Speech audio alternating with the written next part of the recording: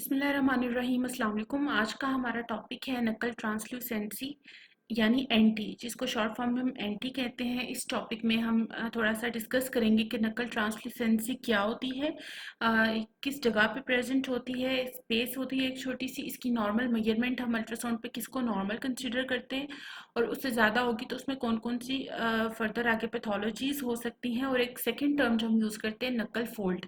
नकल ट्रांसल्यूसेंसी और नकल फोल्ड में क्या डिफरेंस है, और सोनोग्राफिकली हमें अल्ट्रासाउंड पे ये कैसे नज़र आते हैं, इसको आज हम डिस्कस करेंगे।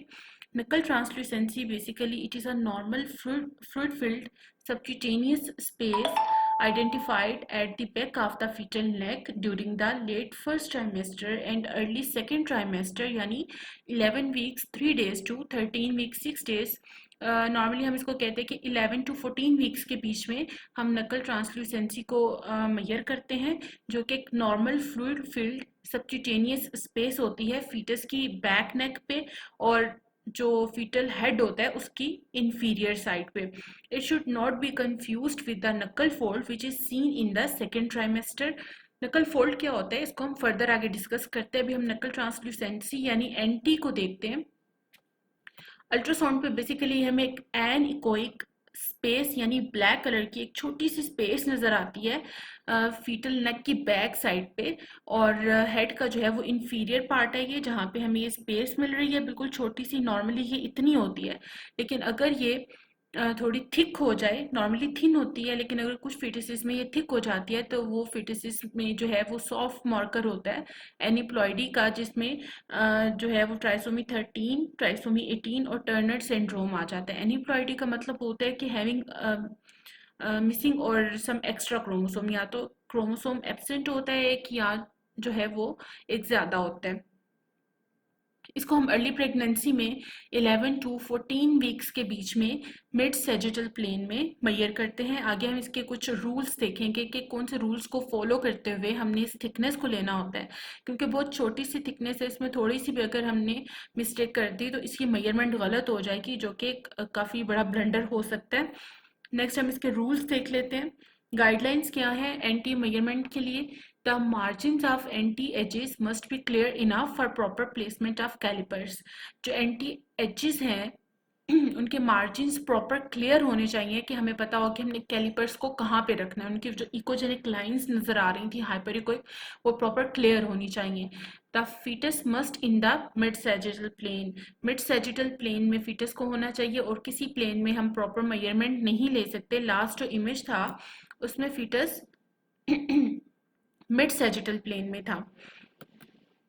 Image must be magnified so that it is filled with the fetal head, neck and upper thorax। जो इमेज है उसको इतना मैग्नीफाई होना चाहिए। नॉर्मली हम इतना मैग्नीफाई नहीं करते, लेकिन एंटी थिकनेस के लिए इमेज को इतना मैग्नीफाई करना है कि पूरी स्क्रीन पर सिर्फ फीटल हेड, नेक और अपर थॉरेक्स आ रहा हो, ताकि जो वो छोटी सी एनी को एक स्पेस थी एंटी नकल सॉरी नकल ट्रांसल्यूसेंसी की, वो प्रॉपर क्लियर हो जाए और हमें इजीली जो है वो उसकी मेजरमेंट ले सके। The foetal neck must be in neutral position, ना तो वो हाइपर एक्सटेंडेड हो ना वो हाइपर फ्लेक्स्ड हो।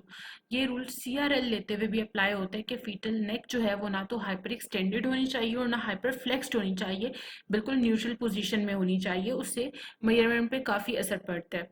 Amnion must be seen separate from the anti line. ये काफ़ी इंपॉर्टेंट पॉइंट है कि जो एमनियोटिक जो एमनियन की लेयर है वो प्रॉपर सेपरेट नज़र आनी चाहिए। नकल ट्रांसल्यूसेंसी की लाइन से वो अलहदा से हमें नज़र आए। ये ना हो कि हम एमनियन की लेयर को उसकी आउटर एज समझ के वहाँ से लेना शुरू कर दें और हमारे पास बहुत ज़्यादा मेजरमेंट आ जाए। कि नॉर्मल जो नकल ट्रांसल्यूसेंसी की मेजरमेंट होती है वो लेस देन 3 mm होती है।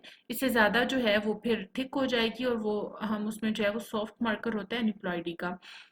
Plus calipers on the ultrasound must be used for NT measurement. और भी तरह के कैलिपर्स होते हैं वो हमें यूज़ नहीं करने। जो प्लस साइन में कैलिपर्स होते हैं वो हमने यूज़ करने हैं, ताकि प्रॉपर वो जो एंटी एजेस हैं उनके ऊपर प्रिपेंडिकुलर आए। The calipers must be placed perpendicular to the long axis of fetus. Calipers जो है वो बिल्कुल लॉन्ग एक्सिस में यानी 90 डिग्री पे प्रिपेंडिकुलर होनी चाहिए। वो आड़े टेढ़े हमने नहीं रखने, इस तरह मेजरमेंट जो है वो गलत हो जाएगी। The anti measurement must be obtained at the widest space. जहाँ पे बिल्कुल हमें वाइडेस्ट स्पेस मिल रही होगी वहाँ पे हमने एंटी मेजरमेंट लेनी है।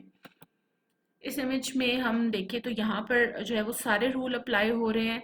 इमेज काफ़ी मैग्नीफाई है जिसमें फीटल हेड, फीटल नेक और अपर थॉरैक्स आ रहा है।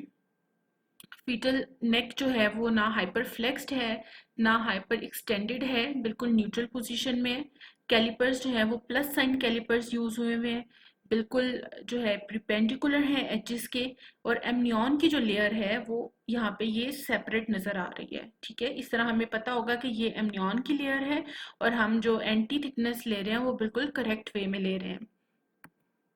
इन इमेजेस में देखें तो ये एक नॉर्मल फीटस का इमेज है जिसमें ये हमें बिल्कुल छोटी सी एन को एक ब्लैक सी स्पेस नज़र आ रही है जिसको हम नकल ट्रांसल्यूसेंसी कहते हैं, और ये बिल्कुल नॉर्मल है। और यहाँ पर जो है ये काफ़ी ज़्यादा इंक्रीज्ड है।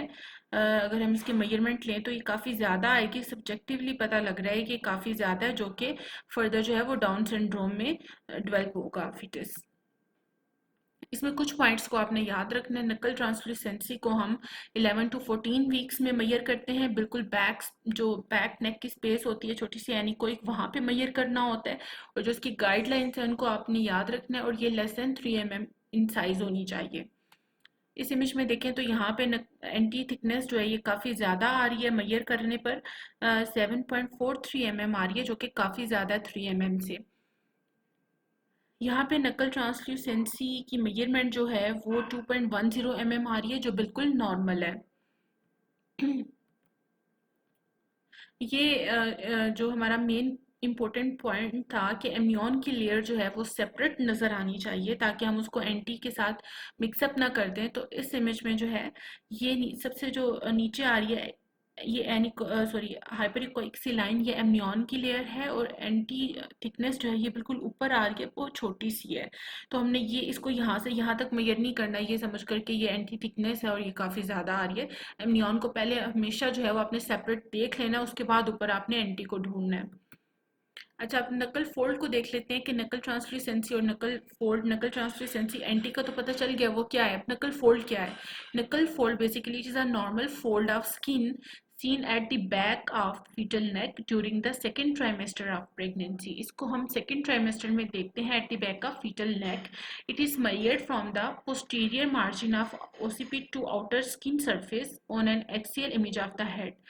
एक एक्सियल इमेज लेकर जिसमें हमें जो है वो सेरिबेलम भी मिल रहा होता है, केवम सेप्टम पेलिसिडम भी मिल रहा होता है, थैलेमाई भी मिल रहे होते हैं, सिस्टर्ना मैग्ना नज़र आ रहा होता है। वहाँ पे पोस्टीरियर फोसा में हमें ओसिपिट से लेके आउटर स्किन सरफेस तक जो है इसको मेजर करना होता है, ये वहाँ पे नकल फोल्ड होता है।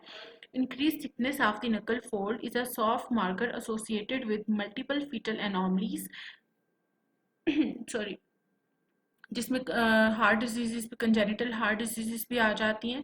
And it is measured on a routine second trimester ultrasound. Nuchal fold thickness of greater than 6 mm is abnormal on a routine morphology ultrasound performed at 18 to 22 weeks। नक्कल फोल्ड की जो थिकनेस है वो greater than 6 mm abnormal होती है, यानी इसकी thickness जो है वो लेस देन 6 mm होनी चाहिए। नकल ट्रांसल्यूसेंसी की लेस देन 3 mm थी, नकल फोल्ड जो है वो लेस देन 6 mm होना चाहिए। इसको हम सेकेंड ट्राइमेस्टर में देखते हैं, जबकि नकल ट्रांसल्यूसेंसी जो है वो उसको हम 11 टू 14 वीक्स में देखते हैं।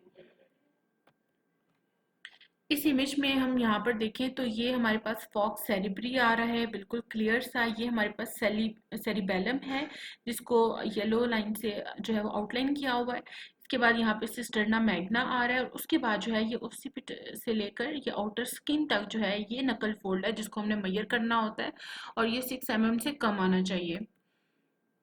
इस केस में देखें तो यहाँ पर जो है ये सेरिबेलम आ रहा है, इसके बाद सिस्टर्ना मैग्ना है, और यहाँ से ओसिपिट से लेकर आउटर स्किन मार्जिन तक मेजर करें तो इसकी जो मेजरमेंट है 8 mm थी। इन दिस केस ना थोड़ा सा ज़्यादा था। यहाँ पे जो है वो थोड़ा सा अनाटमी को भी जो है वो हाईलाइट किया हुआ है, केवम सेप्टम पेलुसिडम को हाईलाइट किया हुआ है। ये दो जो हाइपरिकोइक सी लाइन, वाइट सी लाइंस आ रही हैं, ये केवम सेप्टम पेलुसिडम है। ये जो है ये थैलामाई है।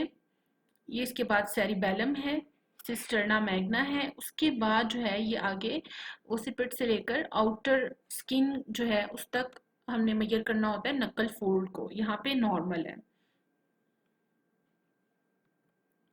अच्छा, एक बार थोड़ा सा दोबारा रिवाइज कर लेते हैं। नकल ट्रांसलूसेंसी और नकल फोल्ड यानी नकल थिकनेस मींस एडीमा। नकल translucency means anti, it should be measured between 11 to 14 weeks.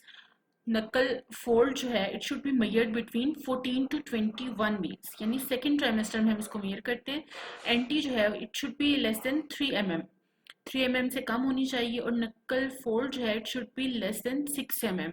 ठीक है, ये दोनों सेपरेट चीज़ें हैं, तो इनके 2-3 पॉइंट्स हैं जिनको आप याद रख लेते, ये दोनों चीज़ें बिल्कुल क्लियर हो जाती हैं। ये हमारा आज का छोटा सा टॉपिक था। इंशाल्लाह नेक्स्ट कोई अच्छा सा टॉपिक डिस्कस करेंगे। अल्लाह हाफिज़।